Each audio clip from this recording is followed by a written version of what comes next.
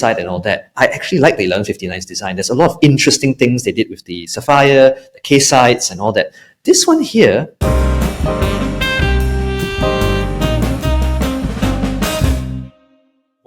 Hello and welcome to another episode of MyWatches podcast, episode number 24. Right. Originally, we have planned for a totally different topic for today, but unfortunately, our guest could not make it. So it's just me and Woody today, and we're going to talk about one recent release and one unofficial release. Right. So starting out with the first, it's going to be the Heuer Skipper. Right. So we have the right person here to share his thoughts on it because he has seen it in person and it's also what we classified as the chronograph connoisseur, right? Based on his chronograph collection. All right. So I'm just going to dive straight into it. So for those who don't know, personally myself, not too much as well. I'm just quoting on the Hodinkee article here. The Heuer Skipper, back then Heuer Skipper, was created in 1968 based on the Interpret Yard that won the America Cup in 1967, right? So there were a couple of reiterations. After that, there was a Hodinkee re-release in 2017, and the recent one here in 2023, right? Which I'm sure Woody will share more in-depth thoughts about it, right? So, in my opinion, based on what I've seen so far, not too fan of the Hodinkee. I think one of the main reasons is comparing to the original reference. The sub-dial is just in a different place, so that is to me is a little bit odd. Whereas for the new one, not comparing to the original reference, I think it's very well designed just looking at the aesthetic itself, right? And with the new glass box, apparently the 39mm wears like a 37 with a very variable lug-to-lug size, which I personally have not seen it as well, which I plan to get onto the Heuer boutique tomorrow in Singapore to check it out. I believe from what I'm hearing, it's a bit of a magic, so I'll see it to believe it, right?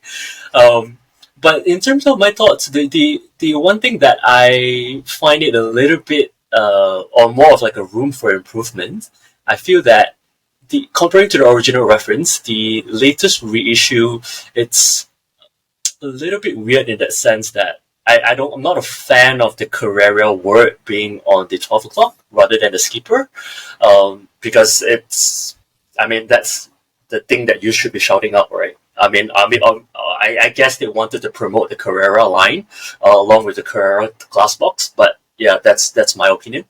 And right now the Skipper is very, I would think is very hidden at the 9 o'clock where you can't really see it. And I would do without the date as well if possible. And one thing, the last thing, the color on the sub-dial is not exactly the same as the original. Whereas the original one, they actually took and scraped the paint off from the yard itself to color match it to really represent that particular Interpret Yard that won the America Cup, right? So I think that's pretty cool, and that's something, as a history geek like me, I think that's something they should probably be pay strong homage to. Right, I don't know, maybe it's hard to replicate right now, but overall, I really like the design of it. I like how that particular sub-dial right now has more depth to it. It has a couple of layers along there, so that's pretty cool. But yeah, I just wish that they would pay a little bit more homage to the original. All right, what are your thoughts, Woody? well, I definitely recommend you seeing it in person. If not the Skipper, just the new glass box that Tag Heuer's released this year. Now, I've not really been a fan of the Carreras of the past 4 to 5 years. Although they've gone from the huge Tag Heuer 01 and 02 that used to even be 43 or some, I think even 45 millimeters. I think the smallest was a 41. And they've managed to shrink it down to 39 over the years. A lot of the special re-editions that they did in silver, in black, in red, in green, all of them had this the same problem that Speedmasters have of old, where you have the sapphire crystal that's curved and you can't really see towards the edge because it becomes a little bit of a milky ring. and it becomes very blocky as well. So they weren't able to solve for that in the first iterations of the glass box. But I think why so many watch media that have seen it this year for the new edition that came out in a reverse panda with a strange date placement at 12, well concealed though, and the blue is the new case that they've made out of this. One thing they've done is they've shrunk the lug to a very wearable 46. And that works on a large segment of the population, really. Because it's a 39 millimeter case with a 46 millimeter lug to lug. The other very clever thing that they've done is it's almost like the bezel has a curved up, like a little hill. It goes down into a dish, and then you get the sub-dial sitting like little plates on top of the watch. So the watch dial itself. So you get a lot of three-dimensional effect. And by doing that, by contouring the bezel, inner bezel, to the glass, when you're looking at it from the top, you don't see any border ring. It looks like you can see right through. And what's very special is when you turn it to the side, the thickness of 14 millimeters, 20 to 25% of that is the sapphire crystal. So you don't visually see the 14 millimeters thickness. You see something closer to about 11 or 12 with a flat crystal sort of feeling. So there's a lot of visual tricks that they did there. Now, having seen the Skipper in real life, I've seen the other two first. So I saw the black, the reversed panda. It's very nice. I like the way they've managed to hide the date. And it's got this old vintage charm to it with the tri-register. The date at 12 is a bit polarizing, though, I have to admit. For the blue, very modern, but they have the middle sub-dial, the running seconds at the bottom. It is sort of semi-hidden. So you almost have like hash marks there. And they sort of brought that to the Skipper as well. But the Skipper, no real comments about the color. I'm actually surprised James is such a purist about the colors as well. I think they've done it really well. I've got no qualms about Skipper moving to the side as well, because I think it's probably a marketing choice. They don't want to make too much explanation about it. The watch looks good, and so it's a Carrera range. They follow the same cues and all that. But it's really well done. It pops. The colors are very complementary. It gives me the same feeling as a Rolex Milgauss Z Blue, where you have a bit of orange, a bit of green, a bit of blue. All of that really works together for a very strange reason. And it's very different to the watches you see on a day-to-day basis with your black, silver, browns and patinas and all that. This is a very unique watch, and it's one that goes back, that's got a history of it being colorful as well. A lot of classics don't start off this colorful, and this Skipper, for all the history that's been shown, I also agree that this is the one that appeals to me compared to the OG is nice, really nice. But if you ever go and see how much it costs on the Kurono 24, you'll fall off your chair. The only other alternative you have is the one by Hodinkee, and I'm completely aligned with James that the single sub-dial and a date window, I don't think it works. This new one just has the right sense of modern, wears really well. I have to admit, if not for the crazy prices that Tag Heuer is asking for these days, almost close to $7,000 for this watch, I would have jumped had I not have the first re-edition of 1996, where there was the more compact 36mm case, which wears really well for tiny wrists. So a shout out to all the tiny wrist tribe out there. So I really like it. I wish the price was cheaper. I think if you got the wrist for it and money no object based on the way prices have gone so recently, I easily recommend it. But at that price, it makes it a bit of a hard sell. But yeah, that's my thoughts on it. Yeah, so on the note of the price, where do you think like Tag is heading to, right? I mean, like Tag has always been, I think it's always been like our like one generation before us kind of watch, right? Like I would say our fathers or maybe our grandfathers were Tag heads, a prominent past back then, maybe particularly Heuer. And then in the past, maybe 10, 20 years, at least in my opinion, they were sort of there but not there, right? And then they're sort of maybe taking cues from Omega and said, all right, let's dig into our history books and see where we can find anything that we can potentially milk it. And the Skipper is probably one of it. And they potentially may pull in terms of a Moonwatch formula over here. What do you think of that? In the business sense, I think it's okay. But is that going to be good for the fans?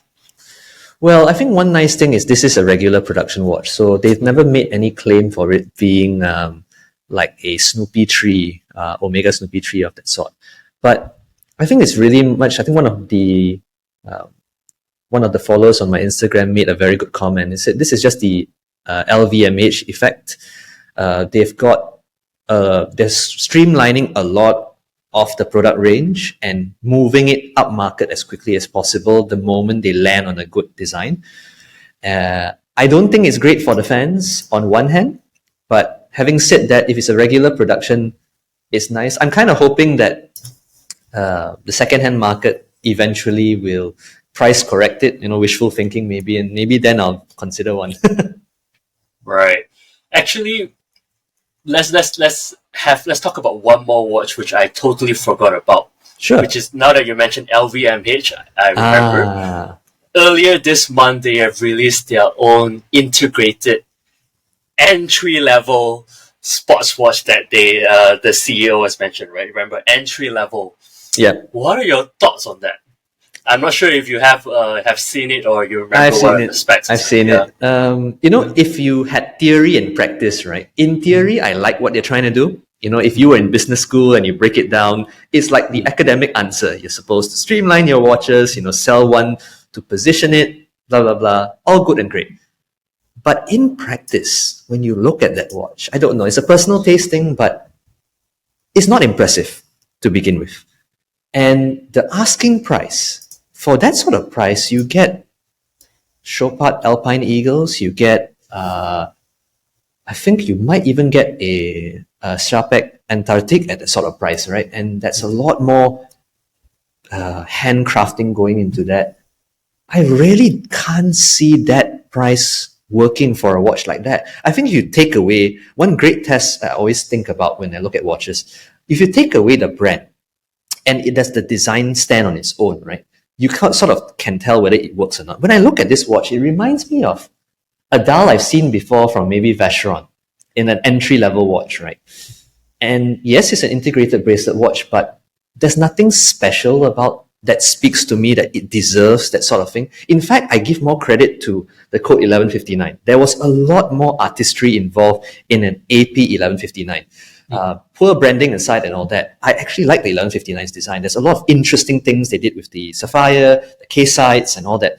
This one here, if you're not paying attention to the copy that's been given to you for media releases, I would have glanced right over it. And that's my honest thoughts about it.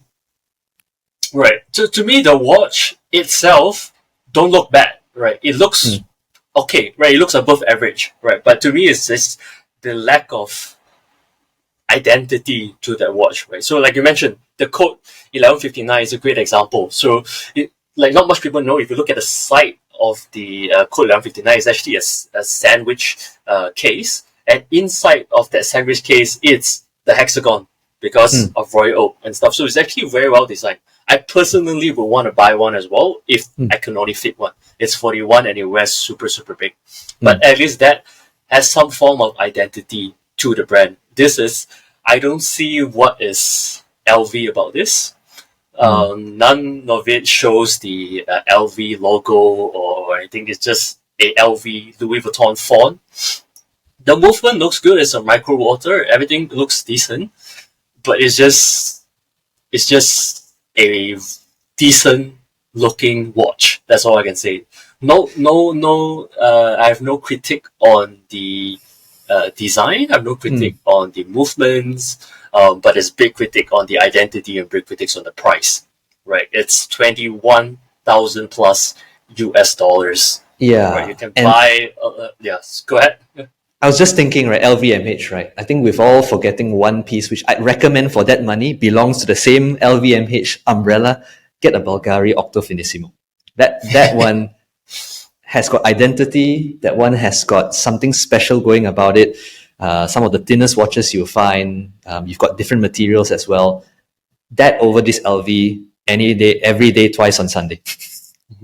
Right, and to me, the comments from the CEO does rub it off a little bit wrong, like because he specifically mentioned that this is our rebranding of LV watches. and we're starting out this with our entry level watch. Not everybody will want it. If you want it, you buy it. We don't.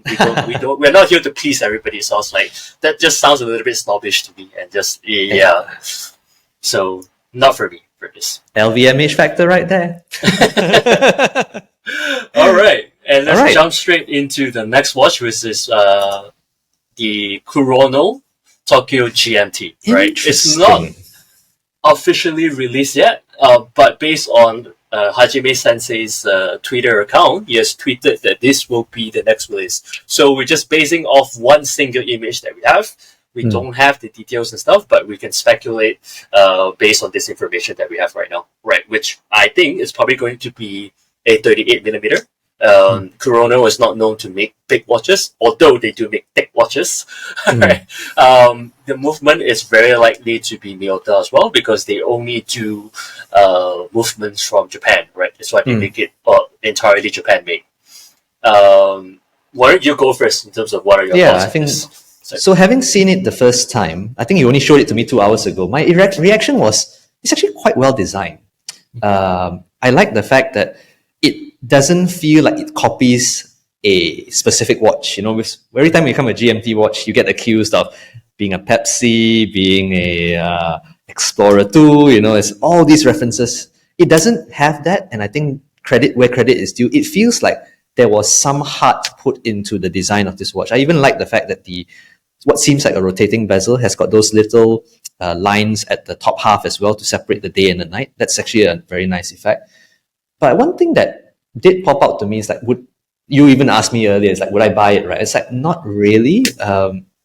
One reason is because when I think of Kurono, I think of simple looking. I think of a little bit of artistry on the dial, a bit of texture, like the Grand Series, or, very clean lines and all that. In some respect, they tried to do it here, but there's something a little bit missing to this whole watch that makes it a nice watch, but I'm actually wondering how much they're going to charge for it, because if it goes at a high price, for example, let's say the Calandria price, right? I think that's a sweet spot maybe you can do, but if I would pick this, or let's say a Grand Series, like the one they released in their boutique and all that, I would actually pick the simpler version. I feel that's more that, but that's just me. You are the one that knows their watches a lot more than I do, so I'm actually very interested to know what you think. Yeah. Hence wearing the Grand Hajime. Right? Yeah. Right. So my thoughts on it, first thing I see that, like what you mentioned as well, I think it sort of relates to identity as well. It doesn't feel Japanese to me, right? It looks to me, that if I look at the hour indices, it just looks like a motorbike tachymeter, right? Whatever you call it. It just looks like that. It has that very Western font, right? I'm not even sure if this is correct or not, but this is just my feeling. But it doesn't feel Japanese inspired, which that's how I relate to the brand, right? For Grand Series, you have the Rushi and everything. It's very that's why every watch has a nickname, and that nickname ties to something Japanese related or Japan related. This, I don't feel any of it. Based on the explanations here, is trying to create a GMT that is, in a way, less sporty and could be wearing a suit. I kind of see it in that sense. But yeah, personally, I feel that it's lacking of something. And I personally feel that the entire design is a little bit too messy as well, right? So you have a 24-hour bezel, and you have an inner track inside of the hour markers as well that is also 24 hours, right? I personally would have, this is just me, I would personally gone without the bezel, and make the entire thing smaller, and then just have that inside track and the 12 hour indices, right? That's how I would personally do it. But yeah, just something feels a little bit lacking for me. But yeah, I see. Nonetheless, if like I mentioned, if it's on the Calandria price, I think it's a decent value proposition. Anything more than that, it's going to be a little bit tough for me. Yeah. I think, you just raised a very good point. I'm not sure why there's two 24-hour dials. And I'm biased because I like clutter on dial, and when it's done well, I like organized chaos. That's why James refers to me as a chronograph connoisseur.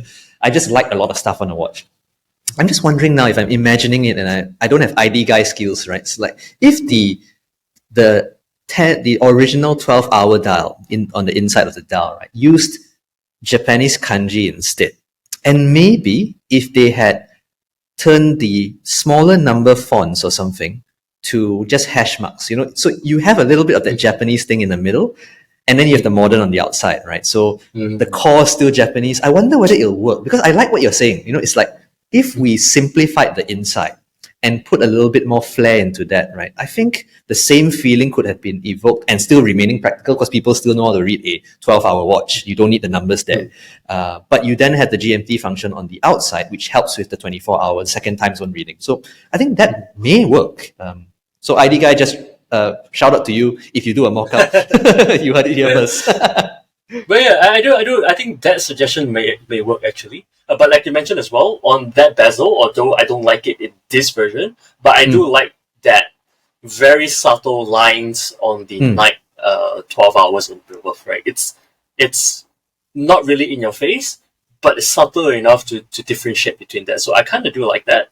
And one reason I can think of why they have 24 hours, it's that if the outer one is actually rotatable, then you have 3 time zone in that sense. So the one in there is referring to 24 hours, and then you adjust that outer bezel for a third time zone. Fair. That's something I can think of. But yeah, it's like organized chaos. It works like the Shiro. I think that's a great example of how do you design a dial with many, many, many elements in there, and it just have a very nice balance, and the color and everything works. This one, I don't know, but we're only judging it for one picture, so I will still reserve my final thoughts and conclusion, because I am a big fan of them. So let's see. Yeah. Well, we'll wait and see. I'm actually interested to see what the price comes out to be and what the dimensions eventually are. I'm hoping it's not too thick as well. So who knows? All right. So I am heading to Tokyo in 3 weeks, so perhaps I can have a like a hands-on view on this if it's available in the saloon, and I'll share it back with you guys. All right. All right. Awesome. So I think this is a great way to end it. It's just a very short and sweet impromptu episode as well from us to share our thoughts in these 3, originally 2, but we thought of a third one, so 3 watches that we talk about for today. And if there's any other watches that you want to hear our thoughts and opinion, or any other topics as well, just drop us a comment, and we're more than happy to do it. And stay tuned, we have a returning guest that's coming back to us to discuss on some watch related stuff as well, so stay tuned for that. All right, thanks guys, see you in the next one. See ya.